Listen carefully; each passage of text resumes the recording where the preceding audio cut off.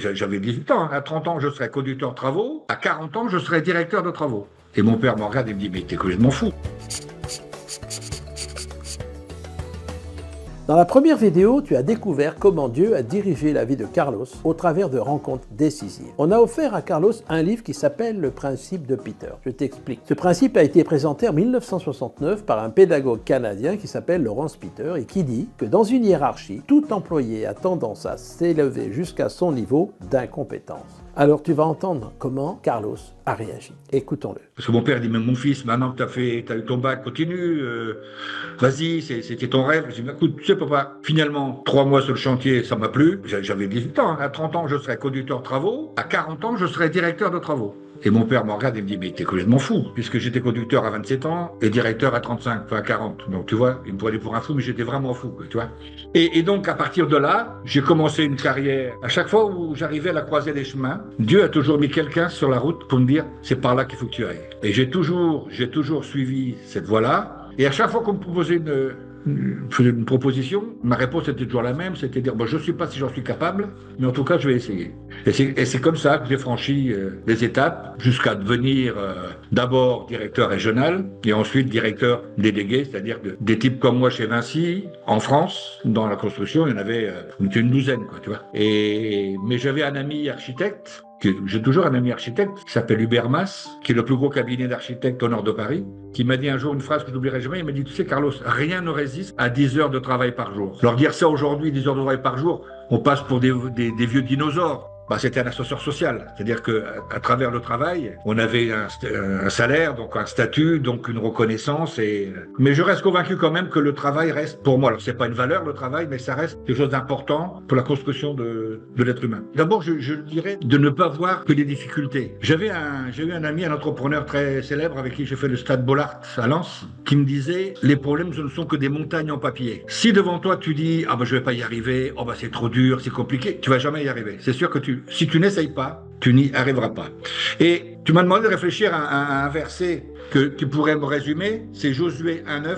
Fortifie-toi et prends courage, car l'Éternel, ton Dieu, est avec toi dans tout ce que tu entreprendras. Donc ça veut dire quoi? Ça veut dire que si tu as envie de faire quelque chose, fais-le. Tomber, c'est pas grave. Un échec, ça ne veut pas dire que tu es mauvais. Ça veut dire que tu n'es peut-être pas fait pour ça. Tu as peut-être pris le mauvais chemin, la mauvaise route. L'important, c'est pas de tomber. L'important, c'est de se relever et d'aller de l'avant. Et surtout, ne jamais aller en dehors de ses convictions. Tout est possible. Avec le Seigneur, tout est possible. J'ai rencontré aussi des gens qui m'ont fait croître dans ma carrière parce qu'ils ont cru en moi. Il y a des gens comme ça qui ont croisé ton parcours que Dieu a mis là pour t'emmener là où lui il avait choisi que tu ailles. Puis un jour, j'ai décidé de quitter Vinci et j'ai monté ma structure et je me suis spécialisé en étant AMO, assistant maître d'ouvrage, pour faire des églises, pour être le maçon de Dieu. Yvan Carluère, le pasteur de MLK, quand il m'a vu la première fois, il me dit si je comprends bien, t'es le maçon de Dieu. Je reviens 2 secondes sur le principe de Peter. Donc vers l'âge de 26-27 ans, bon, j'ai atteint le maximum. J'en parle à mon patron de l'époque, à mon directeur de l'époque. J'ai dit voilà, moi je voudrais continuer à progresser et je voudrais être conducteur de travaux. Et il m'a dit Carlos, je vais te faire lire un livre, un petit bouquin qu'on appelle le principe de Peter. Alors c'est quoi le principe de Peter?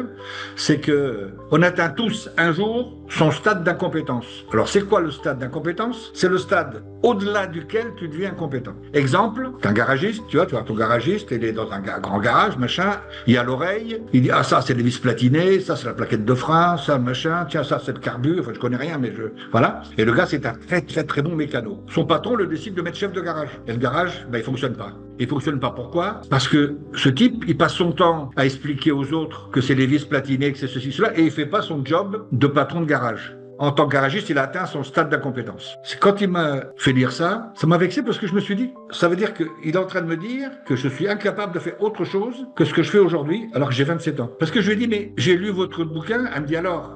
J'ai alors monsieur, je pense que vous êtes à votre stade d'incompétence. Moi, je suis pas sûr que ce soit encore le mien aujourd'hui. Alors les freins, oui, les freins, il y en a plein. D'abord, il y a ton entourage. Oh, t'es pas capable, c'est trop compliqué, faut pas faire ça. Oh là là, mais t'es fou. Non, si on le sent au fond de soi-même, faut y aller. Et puis si tu n'y arrives pas, tu n'y arriveras pas, mais au moins tu auras essayé. Si tu n'essayes pas, tu sais pas si c'est ce que tu dois faire ou pas. Et surtout, écoute ton cœur et ta tête, et puis fais-le, quoi. Fais-le. Il n'y a pas d'autres freins. Les seuls freins qu'on a, c'est les freins qu'on se met nous-mêmes. Voici 3 clés spirituelles que je partage avec toi. Première clé, un titre ou une fonction ne change pas la personne. Il montre simplement où elle en est vraiment. Quand Dieu confie une responsabilité, il attend que la personne grandisse pour assumer sa responsabilité. Que la fonction ne change pas le cœur. S'il te fait confiance, c'est qu'il te juge capable de porter une responsabilité, car cela exige d'évoluer, parce qu'il va falloir apprendre, se former, s'ajuster, se qualifier. Deuxième clé, avoir la bonne ambition. La bonne ambition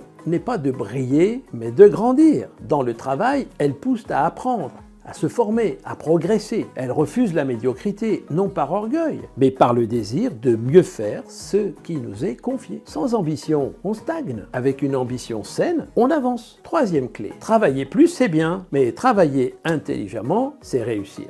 Je te partage cette petite anecdote. Deux bûcherons participent à un concours. L'un frappe l'arbre sans s'arrêter et toujours plus fort. L'autre travaille, puis tout d'un coup s'arrête pour aiguiser sa hache avant de continuer à frapper. À la fin, c'est celui-ci qui a gagné le concours. Il ne suffit donc pas de frapper plus fort. Il faut aussi prendre le temps d'aiguiser sa hache. Aiguiser, c'est faire ce qu'il faut pour être plus efficace. Défi pour toi. Aligne ton ambition. Cette semaine, prends un temps d'arrêt et pose-toi ces questions. Qu'est-ce qui me motive vraiment dans ce que je fais? Où puis-je réellement progresser aujourd'hui? Qu'est-ce que je dois ajuster ou apprendre pour y arriver? Quel est le prochain pas réaliste que je peux poser? Te laisse ce verset. Remets ta vie au Seigneur, compte sur lui et il agira.